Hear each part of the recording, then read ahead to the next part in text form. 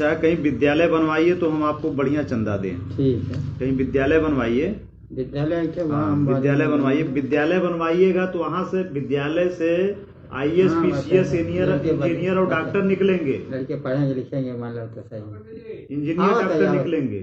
आवत है। और जब आप मंदिर बनवाएंगे तो पुजारी बनेंगे, ऐसे गली गली भीख मांगेंगे। तो मंदिर बनवाइए, वो क्या नाम है, विद्यालय बनवाइए। ठीक है। और हम तो भाई बाबा साहब डॉक्टर अंबेडकर जी के पुजारी हैं। हम यादव हैं,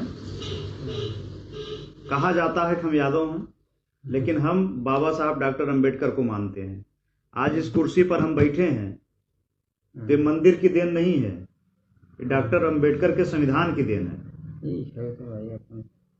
बात समझ रहे हैं? अगर आप बाबा साहब ना होते, संविधान में न लिखे होते कि अहिर भी जिला पंचायत सदस्य बन सकता है, तो हम यहाँ जिला पंचायत सदस्य बन के बैठे होते? नहीं बैठे होते। तो हम किसकी पूजा करें? हम किसकी पूजा करें? मान्यता था। तो हम अगर आज जौनपुर जिले में जिला पंचायत की हैसियत से यहाँ हम बैठे हैं तो बाबा साहब डॉक्टर अंबेडकर की देन है। और ये देखिए, बाबा साहब की मूर्ति ये हमारे दिल के पास हमेशा रहती है कि नहीं? आज आप अभी आपको कुछ हो जाए तो FIR आप कराने जाएंगे तो किसके द्वारा कराएंगे? आप मंदिर जाएंगे कि या थाने जाएंगे? तो थाने जाएंगे, वहां जो आपको न्याय मिलेगा किसके द्वारा मिलेगा? भगवान शंकर के द्वारा मिलेगा या बाबा साहब डॉक्टर अंबेडकर के संविधान से मिलेगा? किसके द्वारा मिलेगा आप बताइए? कानून जो संस्था बन चुकी है उसी द्वारा। कानून किसके द्वारा बना है आप बताइए? वही है। कौन है ये? अम्बेडकर नगर जो बाबा साहब डॉक्टर अंबेडकर।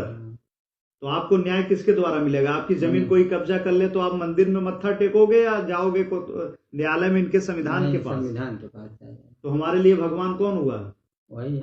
हमारे लिए बाबा साहब हमारे भगवान हुए। ठीक है, इसलिए हम बाबा साहब की मंदिर बनवाइए, बाबा साहब का विद्यालय बनवाइए, हम आपको कई लाख रुपया देंगे।